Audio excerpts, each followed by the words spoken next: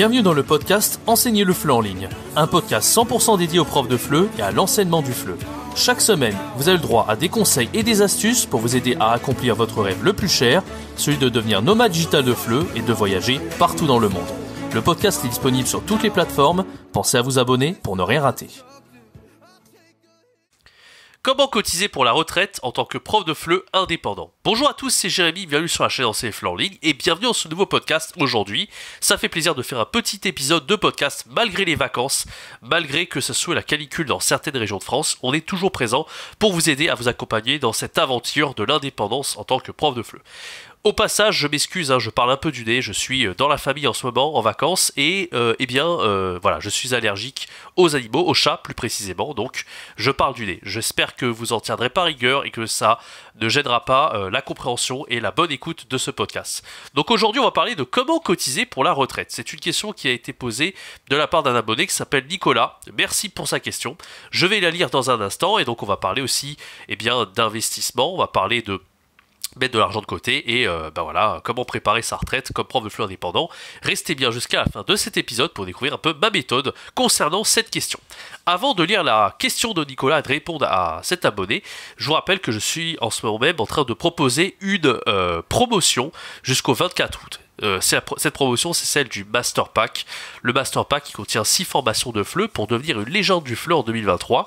On a les formations devenir un expert du FLE débutant pour enseigner parfaitement au niveau A0 à 1, le niveau débutant total. Une formation qui s'appelle devenir un prof à succès pour devenir plus productif et successful comme prof de FLE indépendant.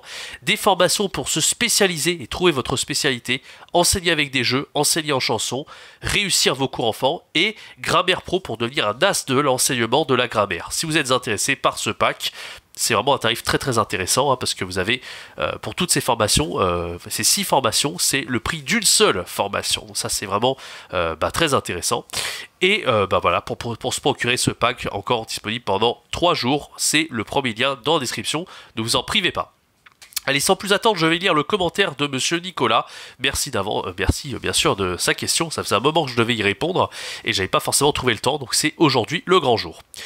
Bonjour Jérémy, déjà merci, un grand merci pour commencer pour ton contenu de qualité. Écoute Nicolas, ça fait plaisir, si tu es abonné à la chaîne et que tu regardes souvent les vidéos, ça fait très plaisir, je continuerai à vous aider le plus longtemps possible sur cette chaîne en tout cas, pour vous aider à franchir le pas, à devenir indépendant à succès. J'envisage de me lancer en tant que prof de FLE indépendant, mais j'ai une inquiétude concernant les cotisations pour la retraite en tant qu'indépendant. Je voudrais savoir comment tu fais pour cotiser pour la retraite. J'habite actuellement en Allemagne et je suis curieux de savoir comment tu fais pour la France. Merci d'avance pour tes précieux conseils, Nicolas. Alors déjà, c'est une super question de la part de Nicolas, parce que c'est vrai que quand on est indépendant comme prof de FLE, on n'est pas salarié. Donc il faut s'occuper de tout, il faut s'occuper de la gestion de son entreprise, et il faut aussi prévoir le futur, prévoir la retraite, bien sûr, prévoir aussi ses vacances, il faut tout gérer. C'est un peu ça la difficulté quand on est prof de FLE. On a aussi ces inconvénients-là, malgré les avantages d'avoir la liberté géographique, d'avoir la liberté d'enseigner à qui on veut, de faire un peu ce qu'on veut, peut-être de gagner plus également. Voilà, on a aussi des inconvénients et la retraite n'y fait pas exception.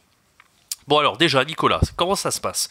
Quand on est indépendant, on doit soi-même bien sûr payer, on doit payer ce qu'on appelle l'URSSAF.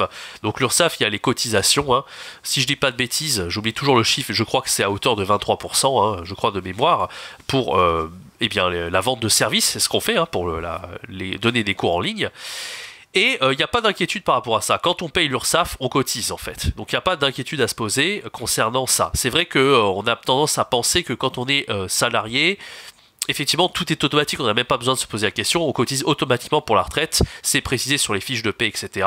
Alors que quand on paye l'URSSAF, on ne sait pas en détail. Il faut vraiment se renseigner, mais moi, je me suis renseigné et j'ai vu que quand on paye l'URSSAF, il n'y a pas de souci, on cotise.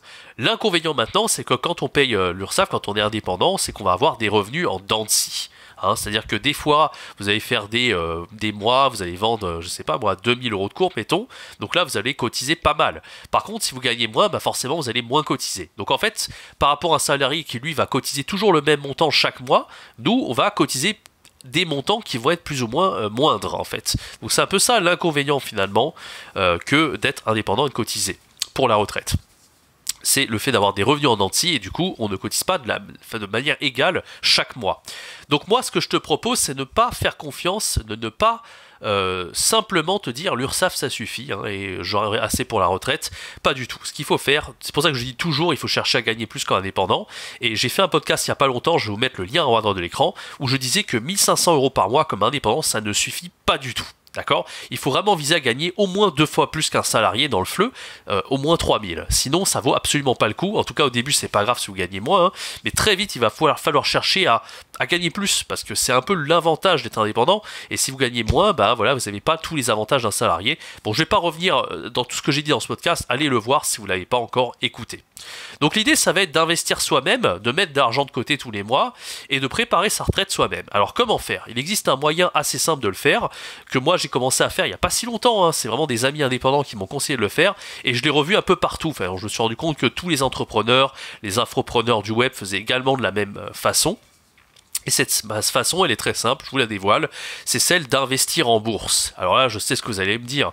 Oui, mais Jérémy, investir en bourse, bon, moi, j'y connais rien, à la finance, je suis juste un prof de FLE, c'est compliqué d'investir en bourse en plus, voilà, j'y connais rien, etc., etc. Alors là, pas de panique, vraiment, il n'y a pas besoin d'être un expert de la bourse et de savoir comment ça marche pour investir en bourse, en fait. Ça peut paraître bizarre dit comme ça.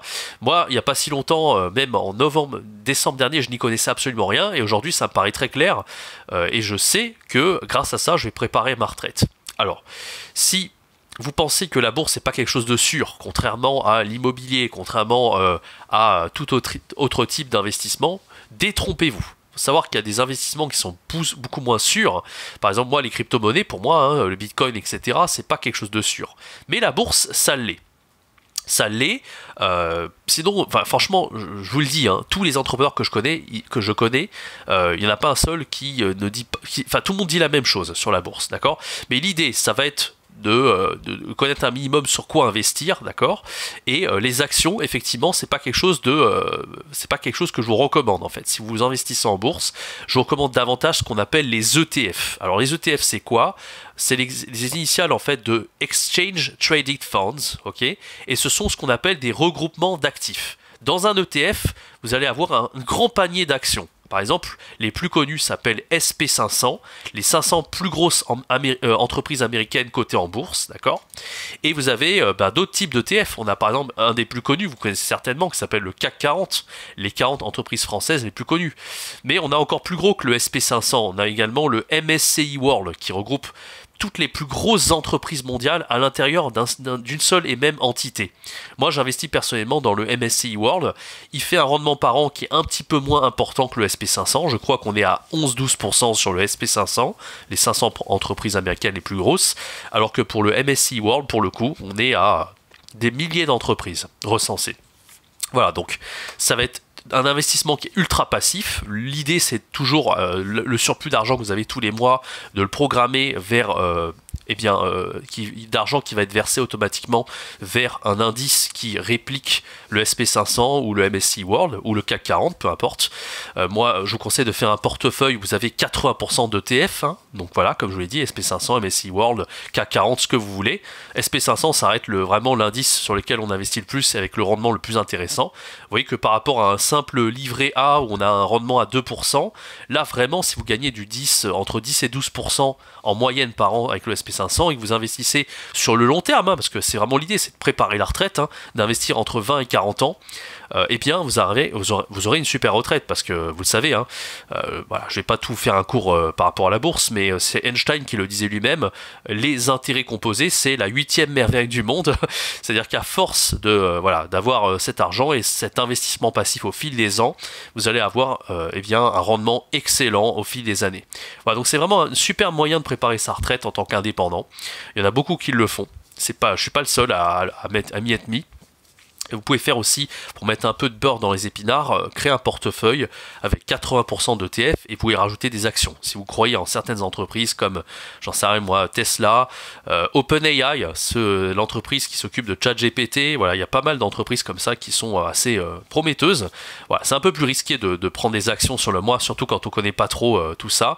Voilà, c'est la plus passive, la plus sûre, c'est de prendre des ETF. Vraiment, vous serez assuré de faire au moins du 10-12% par an et c'est hyper intéressant sur le long terme. Voilà. avec les effets cumulés et avec les intérêts composés, vous aurez une super retraite. Voilà. Donc en gros, pour résumer, pour donner ma réponse complète à Nicolas, n'aie pas peur, hein, si tu cotises pour l'URSSAF, tu cotises pour la retraite, ça c'est le premier point.